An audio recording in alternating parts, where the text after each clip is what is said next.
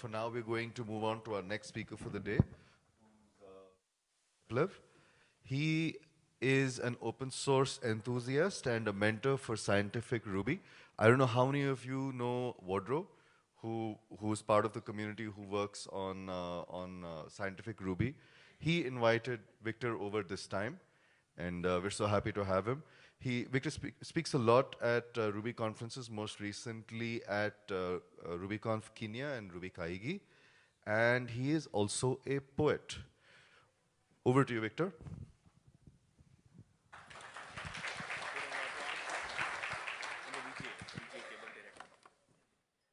Okay, hi everyone. I am some random guy from Ukraine. It's very far. It's like Western Europe. So please excuse me my Western European English. I hope it will not be very hard to you.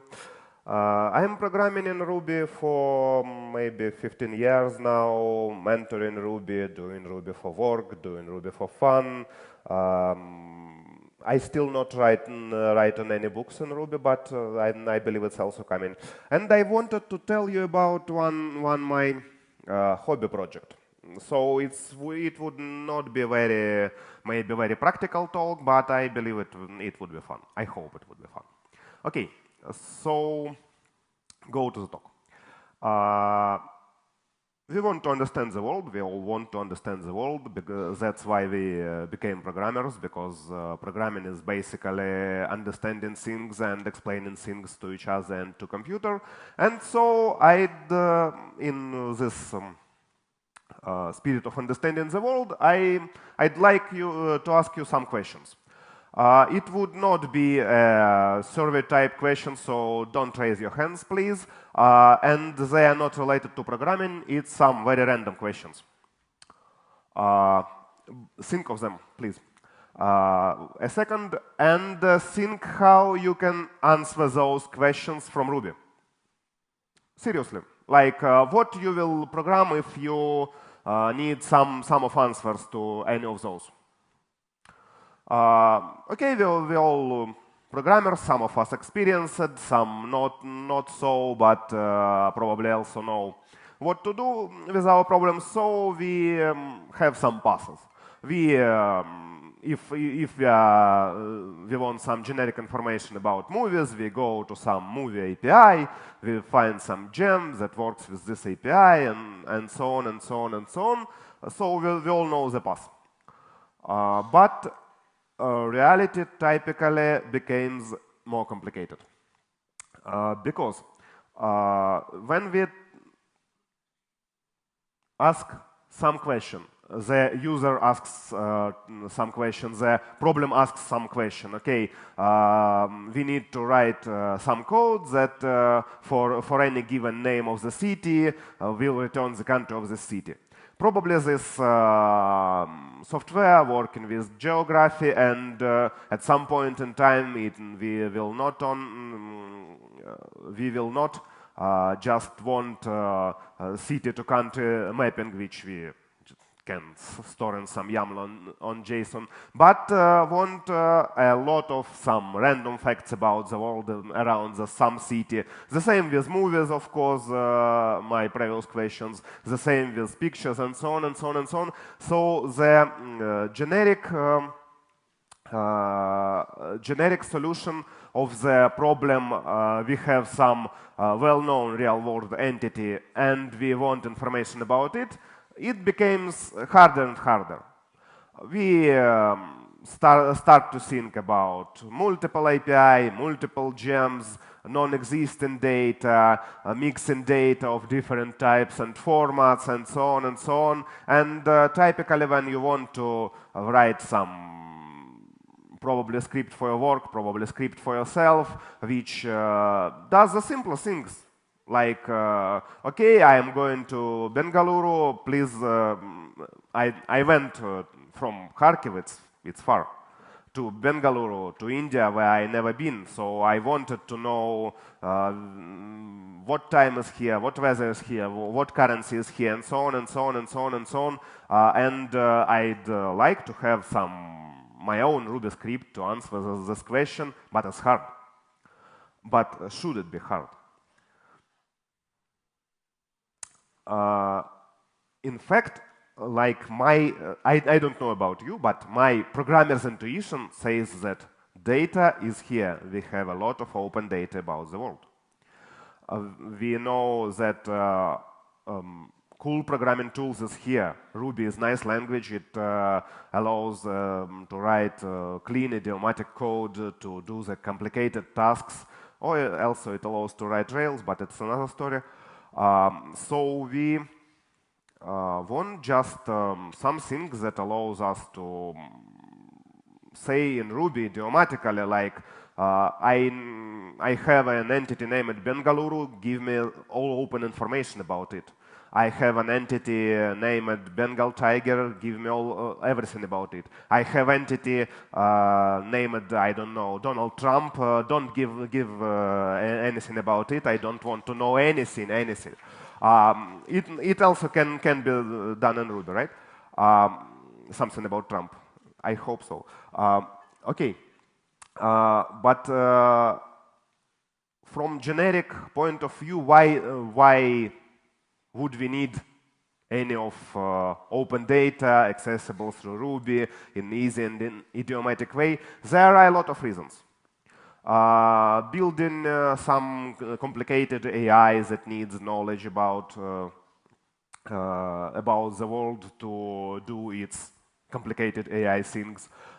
Building some chatbots that help users. I worked with guys who made useful chatbots and even voice bots to help users who got stuck in with some car emergency, and they call to some helpline and they go through voice menu, and at this point the voice menu bot wants to know where is this road, what's the type of this car, I don't know, what's the weather there, and so on and so on and so on. A lot of knowledge about real world that should be accessible to programmer, but it's pretty hard.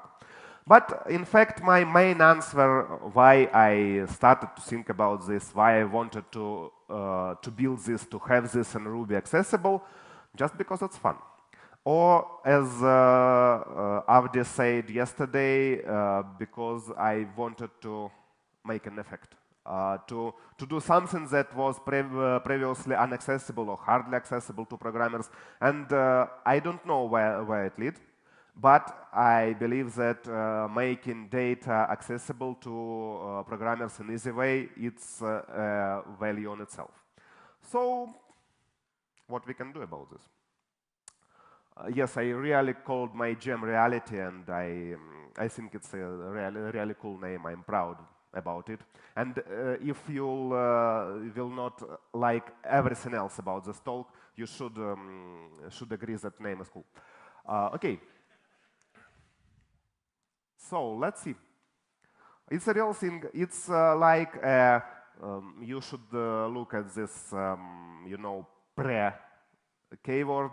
It's a thing that is built for many years, but current release is very work in progress pre-release to show you something, to show you the ideas and how it should work. But everything that I showing below in the talk, it is real thing and it's really working. So we just do things like this way. We have a library named Reality, and it has a lot of connection to open data source, like, for example, Wikipedia, and we get some information about the fine city we are currently in. And obviously, we have some information. It's just a small slice of all that Wikipedia can give us.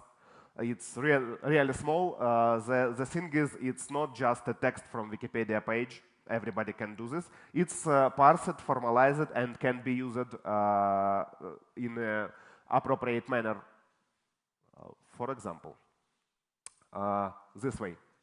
When okay, now it doesn't look this useful, but when I was back in Kharkiv, it was pretty useful to know which time it would be at Bengaluru when my talk will start and so on. Then in Wikipedia, the largest geographical entity we are in is called subdivision. We are in India. It's a link to another Wikipedia entity. We can load it and extract a lot of data from it, like currency. And so when I went to Bengaluru and to India, I wanted to know how many money I should have, so how many I should pay for taxi. Of course, it all was wrong. I paid a lot for taxi because it was late night, and well, I don't want to go back to this. But at least I have my programming information, you know. And we can get a lot of other things like calculating distances in clean idiomatic way. You see, I traveled like almost 6,000 kilometers to show you this code. And it was only geographical part of journey. Also, it was spiritual journey. But I will not go to spiritual part. Don't be afraid. There are a lot of data sources except Wikipedia we worked with, like Open Weather Map, which you can probably guess what it does.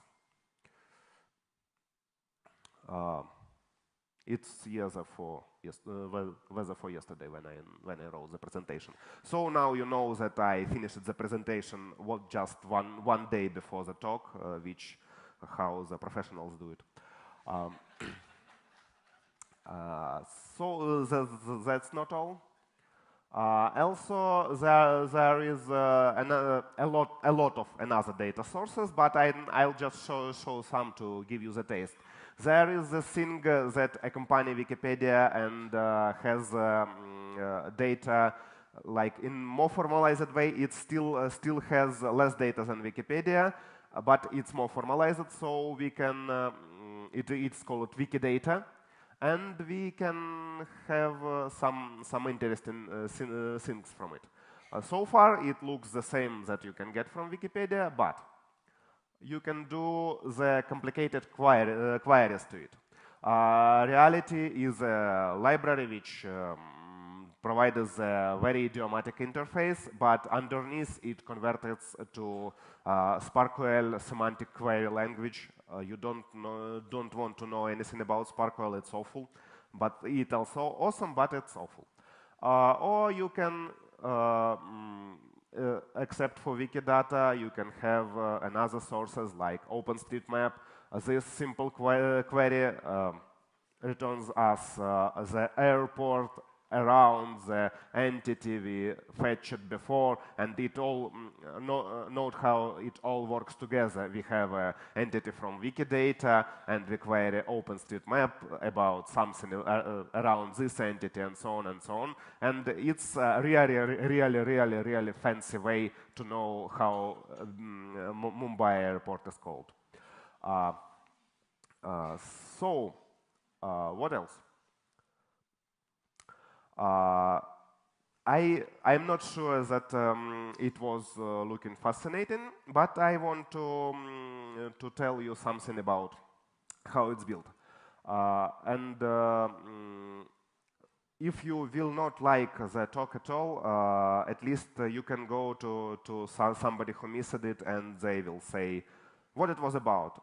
Some random Ukrainian guy just told us how reality is built. But we are Indians, we were not surprised at all. Everybody in India know how reality is built. Yes, right? Okay, so it is a large project. I started it like 3 years ago. It's also kind of spiritual journey because it's first project of this size that I started to build after like 10 years of programming. At that point, I was like not started to lose the fun of programming and wanted to understand what I really want to do with my life, then I stuck with idea that we should have all the open data accessible from Ruby, and now I'm here. The thing is deliberately left simple. It's powerful. I believe that I showed you that it's powerful, but it's simple. It's like things that I call describers, because you know I love puns in code, and so we have a lot of reality describers, like some scientists who describe the reality in different ways. So one of them is called Wikipedia, one of them is called OpenStreetMap, one of them is called NASA, and they describe reality in absolutely different way. I will not talk about Trump anymore, seriously. The describer is like a loose wraparound database or some service which looks like something about database. It just has two methods. Query. By the way, this describer is from Wikipedia Commons, which for all MediaWiki projects like Wikipedia, Wiktionary, Wikivoyage, and so on and so on. It stores images, video, and so on, so you can finally find some Bengali tigers there. So the describer has just a query method, which is really simple. You pass hash with some parameters which this reality describer supports, and it returns a list of matched reality entities.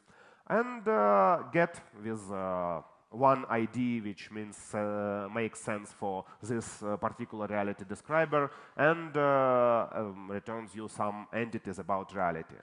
It looks really dumb. I agree. It looks dumb, but the concept turned out to be pretty powerful. I showed you that you can look up maps with this thing, you can look up weather with this thing, you can look up images with this thing, you can look up some tweets from Trump with this thing. The interface stays the same, it's homogeneous, it could all be mixed up and lead to a nice data mashup. What it returns is entities, which is CHEMALS object, which has some URI, which like unique identifiers that make sense in context of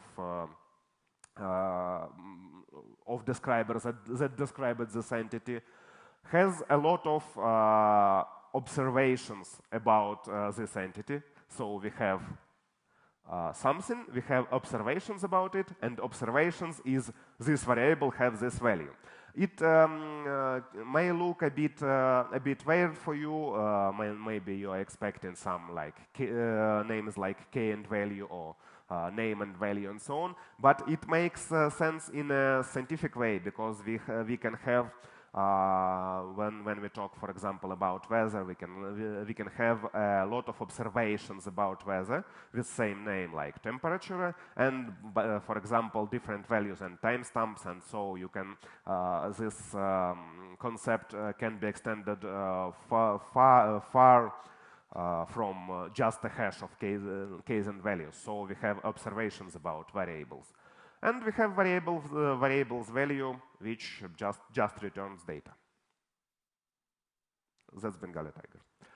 It's from Wiki Commons, so it has a free license, and I can use it, actually. What powers it also is rich value types, which is another reason why this project excites me, that when I work with different types of data about reality, and I try to mix it and write clean idiomatic code with all those data, I found out that we miss, in fact, a lot of data types in Ruby, like geocoordinates, which we typically represent with array of two values, or measuring units. We have several gems for them, and they have those problems and so on. So some gems are mixed in to play nice with all the reality descriptions. Some gems are developed on the way, and well, that's how it works. Now it was how it works now. It's like a small pre-release and a small step on a big way. And if you like it, then I can say a few words about what would be the next. First, in this concept, which is pretty simple, can be wrapped around almost any API in existence. Not wrapped like full Twitter client. Let's talk a bit about Twitter, not mentioning Trump. A full Twitter client, but not a full Twitter client, but a lot of applications do things like, okay, let's analyze tweets of those and those users, or okay, let's just fetch last tweets of those and those official entities, and typically they go the long way by installing official Twitter client, making use to its agreements and so on, and then the manager comes and says, okay, now we do the same with Facebook. Last posts from Bengaluru City official Facebook, please, on the same page. And you repeat the cycle. You just install the Facebook client in Ruby, make sure you can log in and so on and so on. But for this kind of simple entities about reality, I believe that it can be incorporated in the same really simplistic interface. I don't know, and I say it honestly, what another usages for this idea is available. That's why I said I warned you that talk would not be very practical. But I just wanted to share some fun, and I want maybe some of you to go play with me on it, because there are a lot of potential usages which can be investigated, a lot of potential small changes to Ruby infrastructure which can be extracted from this project, like a small gems of value type, a small dedicated clients to some, I don't know, dictionaries, maps, and so on. So I really urge you, if you like something of what you've seen, just go play with me. Yeah, the last really important example, I wanted to end my talk with this example. Please read it. I believe you can read the Ruby. It's useful. It's really useful gem.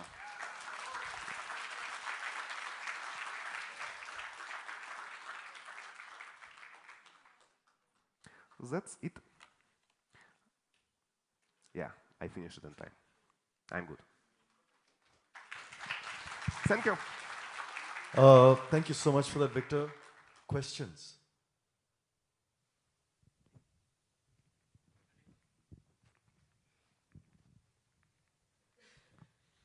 Hey, Victor, great talk.